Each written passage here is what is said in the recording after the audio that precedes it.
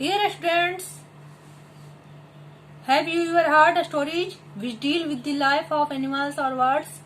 क्या आपने ऐसी कहानी सुनी है जो पक्षी पर आधारित हो या फिर जानवर पर? Who told you those stories? आपको ये सब कहानियाँ कौन सुनाता है? And what lesson did you learn from them? और आप इन कहानियों से क्या सीखते हैं? आज मैं आपको एक ऐसी कहानी सुनाने जा रही हूँ जिसमें एक मालिक अपने कुत्ते से बेपनाह प्रेम करता है।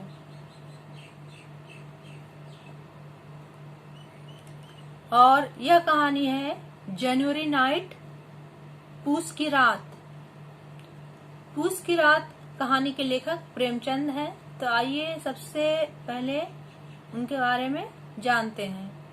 धनपत राय 1880 to 1936 born in Varanasi on July 31, 1880 was a prolific writer of both Hindi and Urdu. Dhanpat Rai Premchand का वास्तविक नाम है और उनका जन्म हुआ था वाराणसी में 31 जुलाई 1880 को। और वे एक ऐसे लेखक थे जिन्होंने हिंदी और उर्दू में बहुत सारी पुस्तकें लिखी। बहुत सारी पुस्तकें उनकी उपलब्ध है हिंदी में और उर्दू में। एक तरह से वे बहुसर्जक लेखक थे, जो प्रचुर मात्रा में लेखनी करता हो। प्रोलिफिक राइटर, बहुसर्जक लेखक। He changed his pen name to Premchand after his book Soze Watan. और उन्होंने अपना नाम बदला। सोजे वतन उनकी एक पुस्तक थी जिसे अंग्रेज सरकार ने बैन कर दिया और इसलिए उन्होंने अपना नाम धनपत राय बदलकर प्रेमचंद नाम से लिखना शुरू किया। He changed his pen name to Premchand after his book सोजे वतन was banned by the then British government। उस समय की जो ब्रिटिश सरकार थी उन्होंने सोजे वतन पर प्रतिबंध लगाया। He wrote about the realities of life and the various problems faced by the common man in a turbulent society। और प्रेमचंद ने जीवन की वास्तविकताओं को लिखा है कि एक साधारण आदमी जो उपद्रवी माहौल में रहता है उसके साथ क्या क्या घटनाएं घटती हैं, उसे किन किन समस्याओं का सामना करना पड़ता है। He focused chiefly on rural India and the exploitation faced by common villagers at the hands of priests, landlords, loan sharks, etc। उन्होंने फोकस किया इस बात पर कि जो ग्रामीण भारत है उसमें एक सामान्य ग्रामीण कैसे पिस जाता है पुजारी के हाथों, जमींदार के हाथों और सूदखोर के हाथों, जो बहुत ऊंची कीमत पर ब्याज लेकर ऋण देते हैं। He also emphasized on the unity of Hindus and Muslims। और प्रेमचंद ने हिंदू मुस्लिम एकता पर भी बल दिया। Some of his well-known works are गोदान, गवन, कर्मभूमि, प्रतिज्ञा, etc। उनके कुछ प्रमुख ग्रंथ है गोदान, गवन, कर्मभूमि और प्रतिज्ञा। अब हम लोग पाठ में प्रवेश करते हैं। हल्कू came in and said to his wife, the landlord come, get the rupees you set aside। हल्कू कमरे में आता है और अपनी पत्नी मुन्नी से कहता है कि सहना आया है, लाओ जो रुपये रखे हैं उसे दे दूं, किसी तरह गला तो छूटे।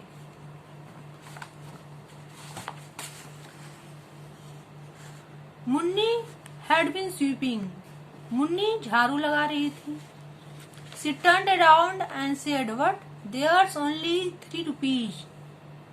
वह मुड़ी पीछे फिरकर बोली, 3 ही तो रुपये है, दे दोगे तो कम्बल कहाँ से आवेगा? If you give them to him, where's the blanket going to come from? How are you going to get through these January nights in the fields? और माघ पूस की रात हार में कैसे कटेगी, अब खेत में कैसे कटेगी? Tell him we shall pay him after the harvest, not right now. और उससे कह दो कि फसल पर रुपये दे देंगे, अभी नहीं।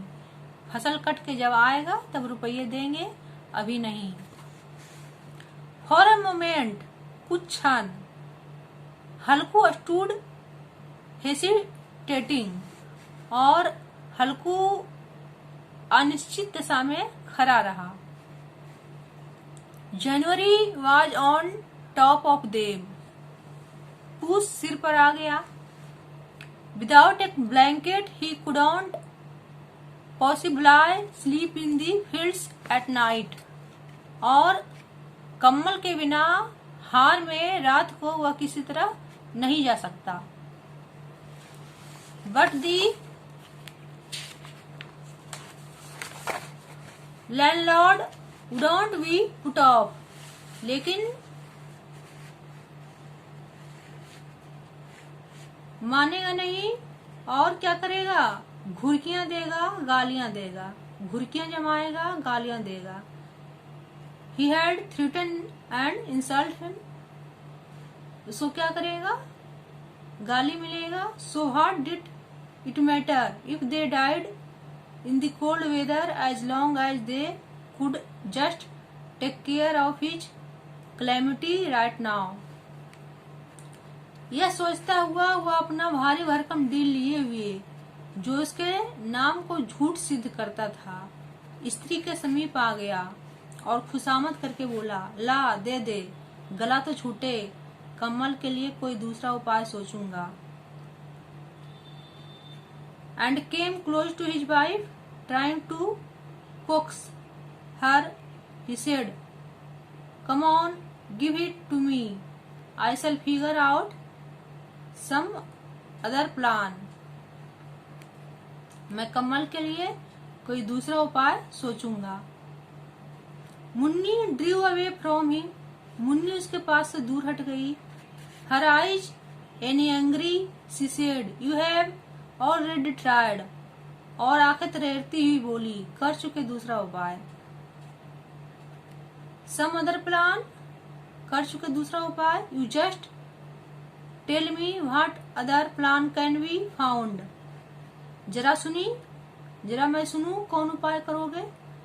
Is somebody going to give you a blanket, क्या कोई खैरात में तुम्हें कंबल दे देगा?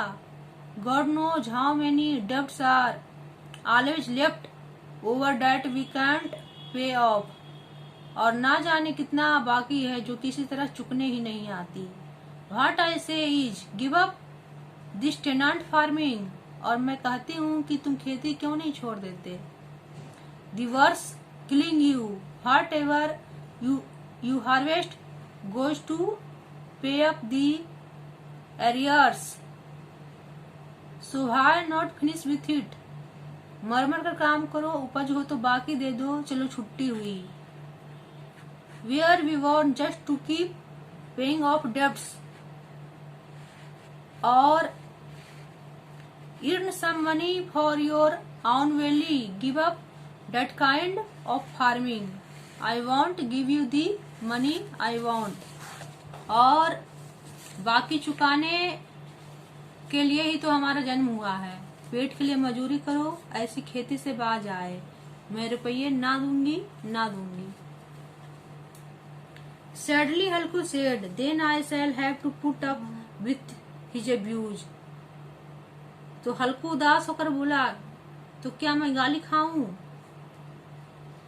Losing her temper, Munni said, why should he abuse you? Is this his kingdom? Munni ने तड़प कर कहा, गाली क्यों देगा, क्या उसका राज है? But as she said it, her brows relaxed from the frown, मगर यह कहने के साथ ही उसकी तनी हुई भौंहियां ढीली पड़ गई। The bitter truth in हल्कूज word came charging at her like a wild beast। और हल्कू के वाक्य में जो कठोर सत्य था वह एक भीषण जंतु की भांति उसे घूर रहा था। She went to the नीचे in the wall, took out the rupees and handed them over to हल्कू। उसने जाकर आले पर से रुपये निकाले और लाकर हल्कू के हाथ पर रख दिए। Then he said, give up farming this time। फिर बोली, तुम छोड़ दो अब की खेती। If you work as a hired laborer, you shall at least get enough food to eat from it। और मजूरी में सुख से एक रोटी खाने को तो मिलेगी। अगर तुम खेती छोड़कर मजूरी करते हो तो सुख से एक रोटी खाने को तो मिलेगी। No one will be yelling insults at you।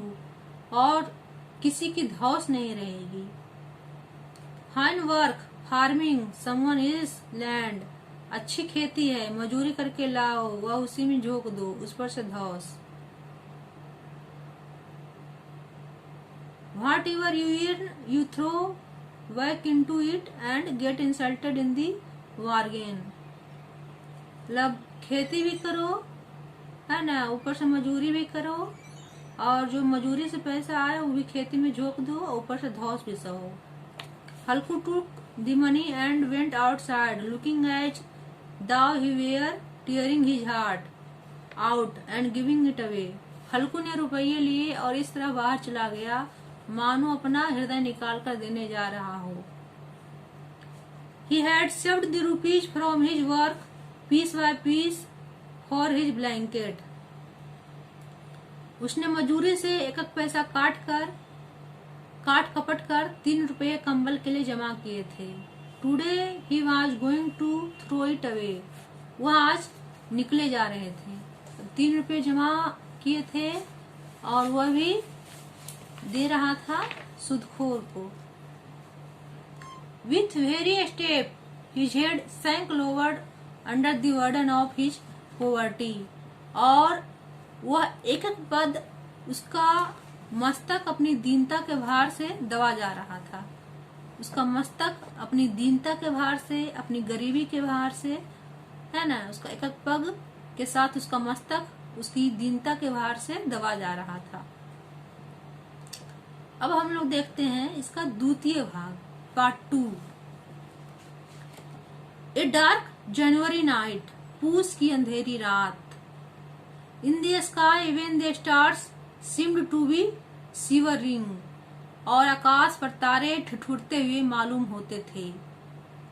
Eight the edge of his field, underneath a shelter of cane leaves, Halku lay on a bamboo cot wrapped up in his old burlap shawl, shivering। Halku अपने खेत के किनारे ऊख के पत्तों की एक छतरी के नीचे बांस के खटोले पर अपनी पुरानी गाढ़े की चादर ओढ़े कांप रहा था। शिवरिंग, कांप रहा था। Underneath the cot his friend Jabra the dog was whimpering with his muzzle pressed into his belly। खाट के नीचे उसका संगी कुत्ता जबरा पेट में मुंह डाले सर्दी से कूं कूं कर रहा था। Neither one of them was able to sleep। और दोनों में से किसी को भी नींद नहीं आ रही थी, ना हल्कू को और ना जबरा को। ठंड के मारे दोनों में से किसी को नींद नहीं आ रही थी। हल्कू curled up, drawing his knees close against his chin and said, Cold Jabra, didn't I tell you in the house you could lie in the paddy straw। और हल्कू ने घुटनियों को गर्दन में चिपकाते हुए कहा, क्यों जबरा, जारा लगता है? कहता तो था घर में पुआल पर लेट रहा, तो यहाँ क्या लेने आए थे? So how did you come out here?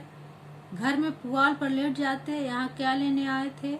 Now you shall have to wear the cold. There is nothing I can do. अब खाओ ठंड, मैं क्या करूं?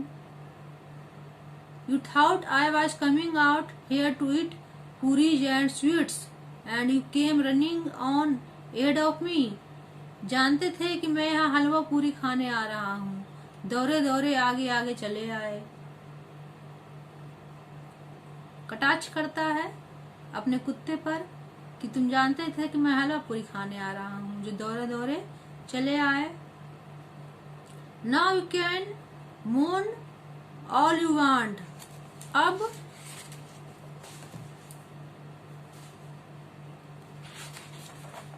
रो नानी के नाम को।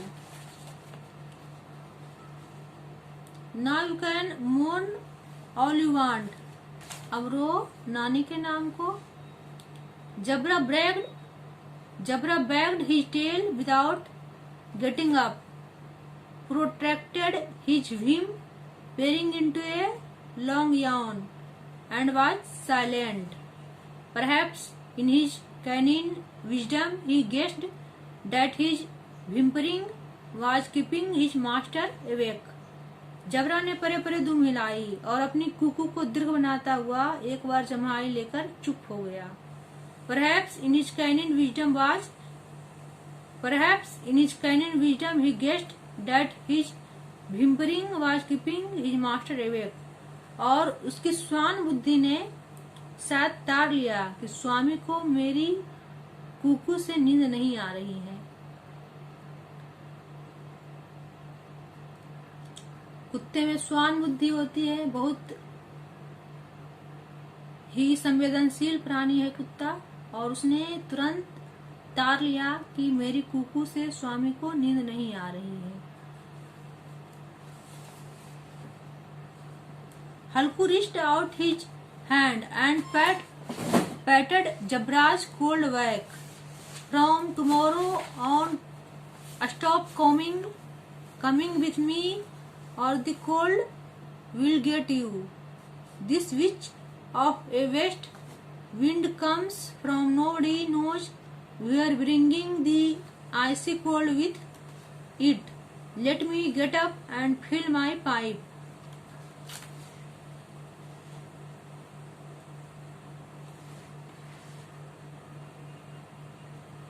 हल्कू ने हाथ निकालकर जबरा की ठंडी पीठ सहलाते हुए कहा, कल से मत आना मेरे साथ, नहीं तो ठंडे हो जाओगे। यह रार पछुआ ना जाने कहां से बर्फ लिए आ रही है। उठूं फिर एक चिलम भरूं, किसी तरह रात तो कटे, 8 चिलम तो पी चुका। हल्कू रिस्ट आउट हिज हैंड, उसने अपना हाथ निकालकर जबरा की ठंडी पीठ को सहलाया। अनपैटेड जबराज कोल्ड बैक, पैटेड मतलब सहलाया। From tomorrow on stop coming with me, और the cold will get you. कल से मेरे साथ मत आना, नहीं तो ठंडे हो जाओगे। This witch of a west wind comes from nobody knows where, bringing the icy cold with it. और ठंड पछुआ को गाली देते हुए हल्कू कहता है, ना जाने कहां से बर्फ लिए आ रही है। Let me get up and fill my pipe, उठूं फिर एक चिलम भरूं। I have smoked 8 pipefuls already, but we shall get through the night somehow. 8 चिलम तो पी चुका। यह खेती का मजा है, और एक भगवान ऐसे परे हैं जिनके पास जारा जाए तो गर्मी से घबरा कर भागे। This is the reward you get for farming, बोलता है कि यही जो है क्या है, खेती का मजा है। Some lucky fellows are lying in houses where if the cold comes after them the heat just drives it away. और एक भगवान ऐसे परे हैं कि जिसके पास जो है जारा जाए तो गर्मी से घबरा कर भागे। ए गुड थिक क्विल्ट, मोटे मोटे गद्दे, वार्म कवर्स, लिहाफ, कम्बल, ए ब्लैंकेट, कंबल, just let the winter cold try to get them. मजाल है कि जाड़े का गुजर हो जाए, मजाल है कि जाड़ा वहां पर टिक जाए और किसी को ठंडा कर दे। While we fortunes arranged, सब जो है तकदीर की खूबी है। Everything very well. While we do the hard work, somebody else gets the joy of it, है ना। और कहता तकदीर की खूबी है, मजूरी हम करे, मजा दूसरे लूटे। He got up, वह उठा। Took some embers from the pit and filled his pipe, वह उठा और जरा सी आग निकालकर चिलम भरी। जबरा भी उठ बैठा। He got up, took some embers from the pit and filled his pipe, उसने अपना चिलम भरी। जबरा got up to, जबरा भी उठ गया। Smoking Halku said, if you smoke the coals just as bad, but at least you feel in a little better. हल्कू ने चिलम पीते हुए कहा, पिएगा चिलम, जारा तो क्या जाता है, जरा मन बहल जाता है। If you smoke the coals just as bad, but at least you feel a little better. जारा क्या जाता है, मन बहल जाता है। जबरा looked at him with eyes overflowing with love. जबरा ने उसके मुंह की ओर प्रेम से छलकती हुई आंखों से देखा। जबरा जो अपने मालिक का पालतू कुत्ता था, अपने मालिक की ओर देखता है प्रेम से छलकती हुई आंखों से। जबरा looked at him with eyes overflowing with love. We have to put up with just one more cold night.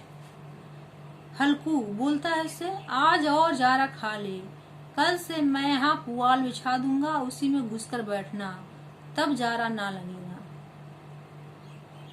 You have to put up with just one more cold night.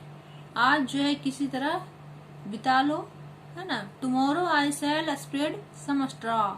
और कल से मैं यहाँ पे पुआल बिछा दूंगा। When you get down in that you won't feel the cold.